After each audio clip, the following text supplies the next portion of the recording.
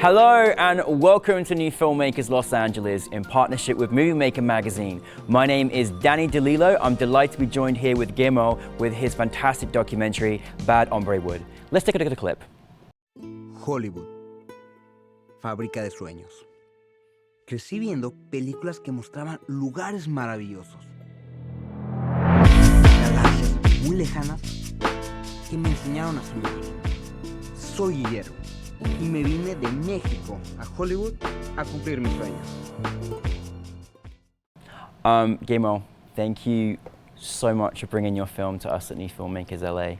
I have so many questions. I can't wait to talk about your documentary, but for those that haven't seen it, tell us a brief synopsis. Well, first off, thank you for having us for this amazing time. And you know, the New Filmmakers LA, they do an amazing job. Thank so you. I'm very grateful. And we are presenting Bad Hombre Wood, which is a documentary about Latin representation in Hollywood, but more importantly, how we can create better images and how we can inspire people. Honestly, I think it's one of the most important documentaries I've seen in recent times, and I think it should be shown in every film school and every school around the world. I really do. I think it was so effective. You did it so cleverly as well. Where did the kind of moment come for you, Guillermo, where you decided to wanting to turn what is very statistically quite awful, what we see in Hollywood and around the world, and then decide to make it into a documentary? When was that moment for you?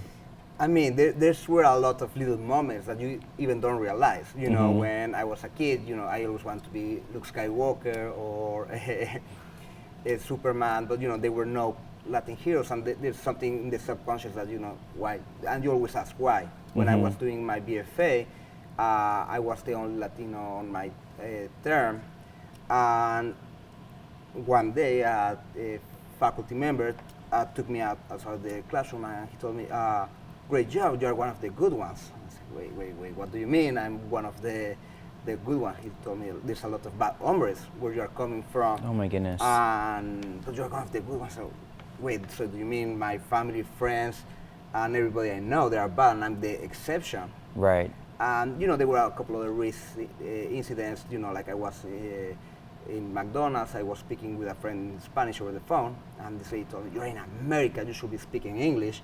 And I just turn around and say, "Well, if you only speak one language, that's your fault, not mine." And she kind of left as I have said something much worse, which I should.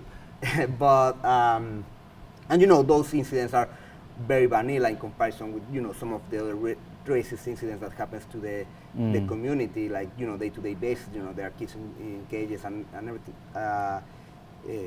systematic racism, but those kind of things were kind of accumulating, and for me it was very simple to say, "Oh, she's racist," or "all this happened because they are racist," but racism has its roots in ignorance. So I really want to understand why they were saying what they were saying. And once we start analyzing, there's no surprise. If the only thing that you see in media is that all the Latinos are drug dealers, rapers, you're going to believe when certain political candidates say that all Mexicans are rapists. So I just decided to use that to kind of try to start the conversation. Yeah, I mean, you did such a good job in the delivery of this documentary. What I love is that, you know, we all know this goes on, but you backed it up with all the evidence from movies. I love how you sat down together and had a group of people together that could really identify with how they're feeling. Then, of course, you've got the horrible viral videos of people being disgusting, you know, disgusting people being offensive to different people, which I love that you included as well. Going into your research, there must have been so much, like, how was that research process? Did you kind of, was it easy? Because I'm sure you had to take, obviously, some footage from, you know, films, the people you interviewed. How did you go about sort of that dynamic? Well, it was very long taking, you know, like I read a lot of books. I also, I took one class in USC called Latinx cinema, which was amazing, so that was very helpful, and I was doing, you know, extra work and asking, like, you know, the faculty, Dr. Serna, who is also in the documentary, to recommend me some readings. And for the interviews that we did of the people, I watched hours and hours of watching all the interviews that they were in the internet of, you know, the people that we interviewed. I don't want to say the names or unless that's a question, so I don't want to spoil. but if you want to talk about that, that's fine as well. But so I almost knew everything that they were going to say, because I did my research, because that was key. And the way I structured the documentaries,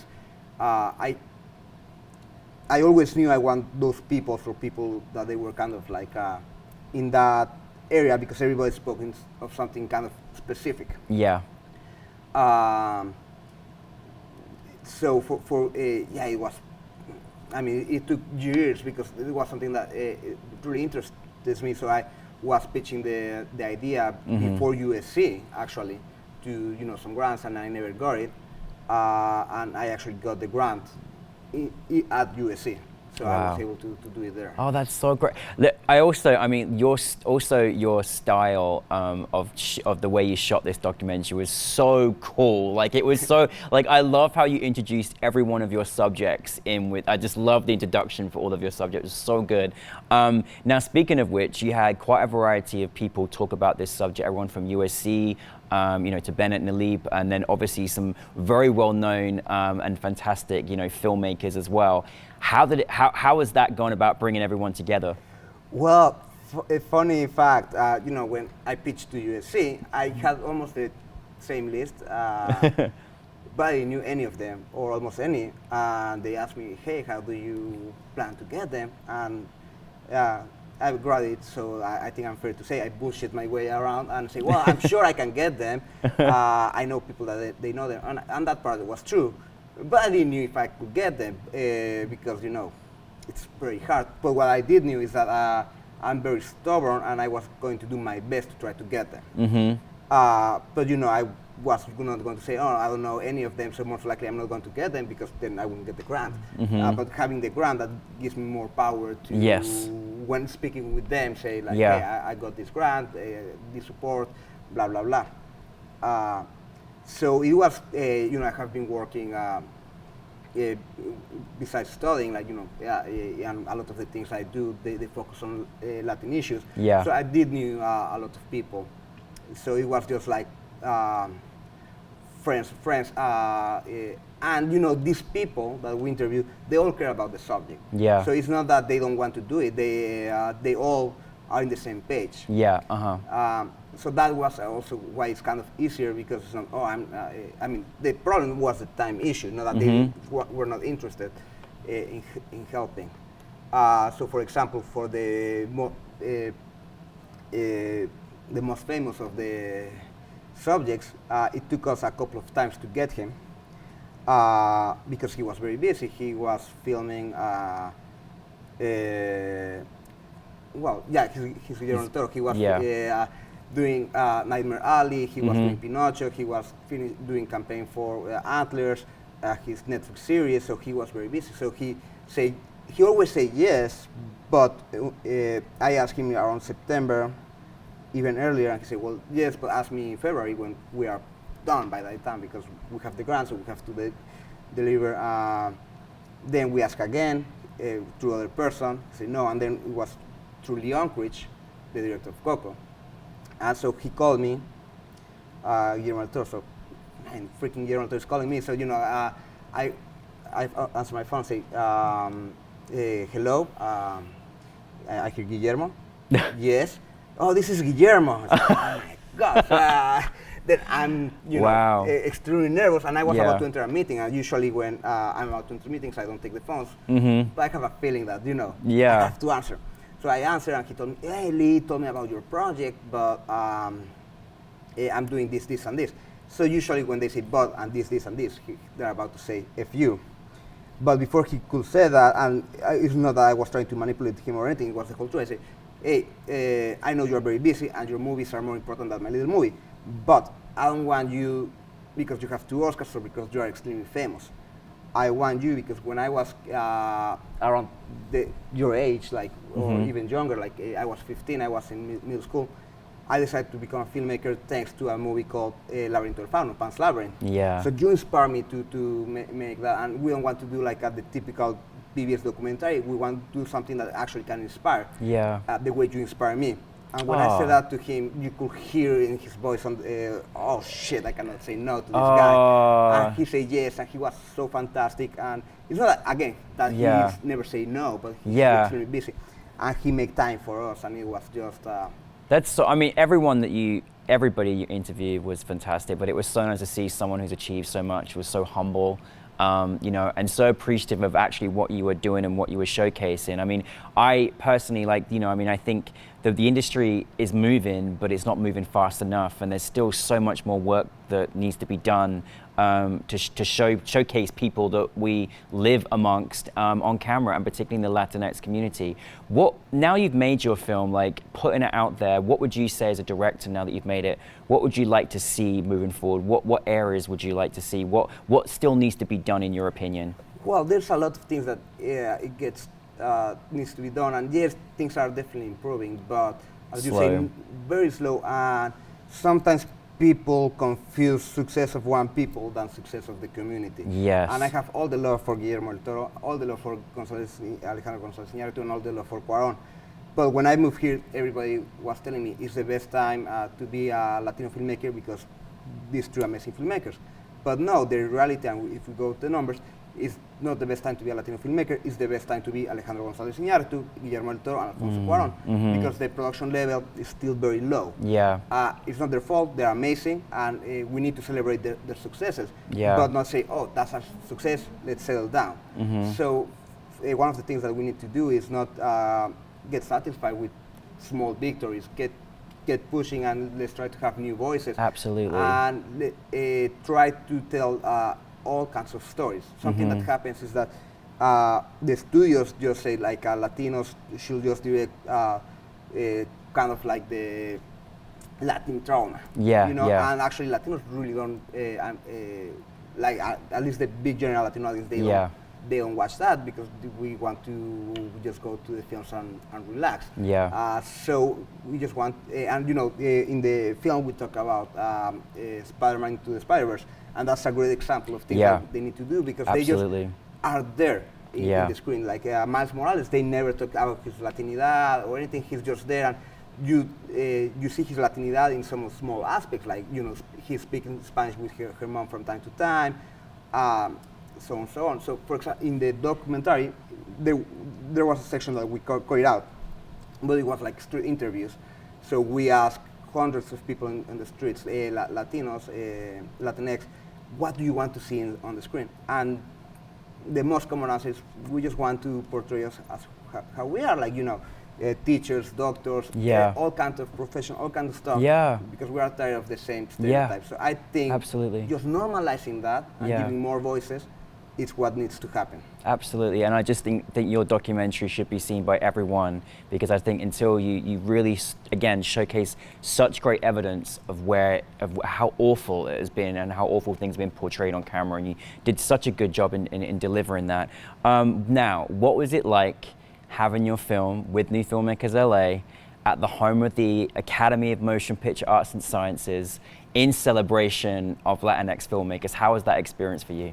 I mean, it was amazing, and I was saying this to you before. I think this has been my favorite screening, not only because it's at the Academy and what it means to screen this in the Latinx Heritage Month, but the audience was amazing. Most of the audience was, you know, for the community. And again, this is not a film just for the Latinx audience.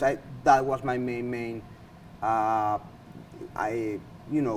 audience, but I do think this can be for everyone. Yeah, absolutely, of course. It's actually important for everyone to see it to make sure they don't make these horrible moves that they have done previously, so yeah. Yeah, no, because well, let me first finish about the audience and then about the experience. So yeah, no, it was fantastic, and you know, all the organizers were super nice with us, very professional, all the events, so I just have love for New Filmmakers LA. Oh, well, we have love for you. Welcome to our crazy family. Just finishing up, thank you so much, Guillermo. I honestly, I can't tell you how much everyone should learn. If you're a filmmaker, if you're not a filmmaker, if you're just an attendee of watching anything on your screen, you have to see this documentary. It's a really important one. But just finishing up, Guillermo, what's next for you? What's next for me? So there's two projects. I'm about to start I'm doing an animation short film called Balan, that is about Mayan astronomy. So it's like this little girl that needs to find her roots to get out of the danger of the jungle. So she needs to reconnect with her Mayan roots. It's magic realism. Yeah. So we go to this old ancient Mayan city. It's coming along so great, so I'm very excited to show that. So exciting. And I'm starting to develop a feature film about Pancho Gonzalez, who is one, I think the first Latinx superstar. Yeah. He was a tennis player during the 40s. He is arguably one of the best tennis players ever, but somehow history has forgotten him. Yeah. So he was also very hot-headed. So when there was a lot of racism at the time, of course. So if somebody says something racist to him, he will not play along or play with the system. He will just punch you in your face. So which I think is great, but that also cost him a lot of enemies, and he was kind of the reputation of the bad boy. Yeah. But you know, if you are the bad boy and you are white, that's good. But if you are Latino, they are just going to try to fuck your career. They basically tried to do that multiple times, but he was, breaking all those barriers. And for example, he had one of the best serves ever. So they changed the rules so you can only serve one time. Oh wow, down to him. Because just to stop him, but he was so good that rule actually plays against them, because his serve was so good that he just nailed it at the first time. So that actually affect more the other one. So they come back to the rules and they stop. They forbid him to play in a lot of tournaments. So, but he I can't wait for this though. This is great. Yeah, no, he's amazing. Well, last fun fact about him, and I showed about it, but there was a lot of pro tennis players in a bar, and they were saying, if the aliens invade today, who will be the fate of humanity depends on a tennis match. Who will be the best player to represent Earth? And they say Pancho Gonzalez. Not because he necessarily wants to save Earth, but because he was so stubborn and he hated too much. He hated to lose so much, and he was so passionate. And they say he will just die on the tennis court just not to lose. Wow, that's how passionate he is. We can't wait to watch Guillermo. Anything you make, we'll watch it, okay? So listen, best of successes. Thank you so much for bringing your film to us. Welcome to our family, and we're looking forward to seeing your next projects. Thank you very much, Guillermo. No, thank you. Thank you. And thank you all. So.